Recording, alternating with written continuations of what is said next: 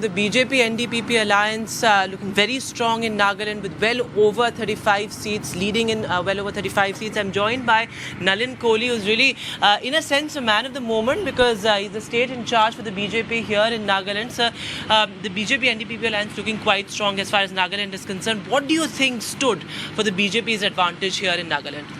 Well, for us, of course, it's a matter of great satisfaction that the people of Nagaland have elected the alliance of the BJP-NDPP once again. And the BJP has also been able to get 12 seats out of 20, perhaps 13, but certainly 12 out of 20. With the NDPP, as you said, we should be crossing 35, maybe closer to 40. It's historic that we will have at least one woman candidate from the NDPP, perhaps a second one. Our own lady candidate, who was the third, lost narrowly with only 600 votes. I think the reason that we've done so well is that Prime Minister Modi's Act East policy, the fact that he's been to the Northeast 51 times, which all Prime Ministers before him collectively haven't done so many times. A minister visiting the Northeast every 15 days, more than 400 such visits, a focus on infrastructure, on development, in ensuring that the schemes reach the beneficiaries, highways, railways, internet, airways, airports, all of it. So I think it's a positive agenda that has been blessed by the people, and our agenda was peace and development. Right. So of course you talked about the BJP's high voltage campaign, but one thing that will be asked of you, Mr. Nalin Kohli, is that now that the BJP, as you mentioned rightly, has in itself been able to win almost 12 seats out of the 20 seats on which you fielded candidates. So is this a kind of a new BJP that we are seeing in the run-up to 2024, given the fact that Nagaland has nearly 90% Christian population? So do you think that now the BJP in the run-up to 2024 will be a more pan-India inclusive force, given the fact that now the people of Northeast have welcomed you? Well, actually, I don't agree with your question, because the BJP is an inclusive force. And what is more inclusive than what Prime Minister Modi's slogan is? Sabka Saath, Sabka Vikas, Sabka Vishwas, Sabka Prayas. It's almost a constitutional mandate put out in a slogan.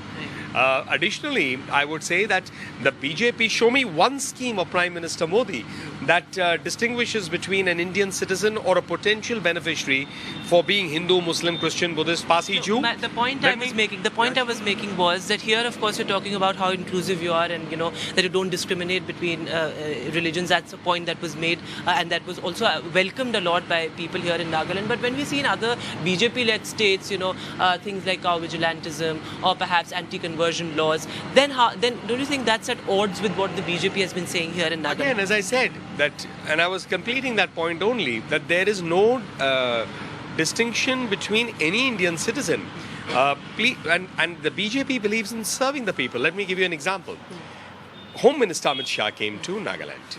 He spent 2 days in Nagaland, and he's the first Home Minister in the history of India to spend a night in eastern Nagaland in Mon Town. And we won those seats there. I mean, we won Tunsang Sadar where he went. We lost narrowly Mon Town, but in the eastern Nagaland, several seats we won. Right. And this question had come up, and the point remains, is it a perception thing or is it on reality? Right. Because a conversation can take place on reality, on facts. Where are the facts? Who in the BJP is discriminating? I think, as an example, somebody is driving a car, maybe from X religion. Now, if a person of another religion dies by meeting an accident in that car, it can be seen two ways. It's an accident actually, but someone may say, no, it was this religion who was driving the car and killed. Right. So I think there's a lot of hype that's built out on it. The BJP has no negative agenda. Right. Coming back to Nagaland, my last question to you, Mr. Nalin Kohli, would be that a lot of smaller players, particularly like the RJD, the LJP, the JDU, they've performed, relatively well, given the fact that, there wasn't much expected out of them. So are you looking to take them on board as well as far as the BJP and NDPP alliance is concerned, or you will stick to the Globe and the Lotus? Well, we had only one alliance and we said it publicly. Right. It's the Lotus and the Globe. Right. 40 candidates were joint candidates on the Lotus symbol, on the Globe symbol, and 20 on the Lotus symbol. Right. These were political tourists. Right. They have no stake in Nagaland. Right. Which of these parties even has, do you know the name of their district president, of their state president, their state general secretary? Have you seen any programs of them? Right. Have you seen them on the ground?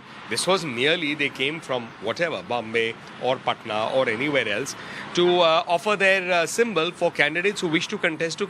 Right. So I don't see that as a serious exercise interested in Nagaland. Right. That was merely part of the political process. Right. So just one last word. So here, as of now, it seems like a victory. So your victory in Nagaland, is it the Prime Minister's victory, the victory of your Karyakartas here in Nagaland, Mr. Himanta Biswa Sarma's victory? Whose victory is it? Several factors, and it's a good question. Thank you for that.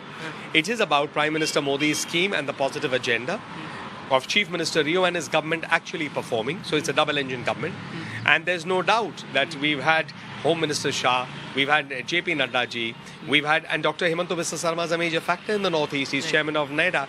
He came here, campaigned on multiple days. In fact, you must note, since we brought up the lady candidates, Chief Minister Rio and Dr. Himanta Biswa Sarma, we all campaigned on that day for all the three candidates, and two have won. Right.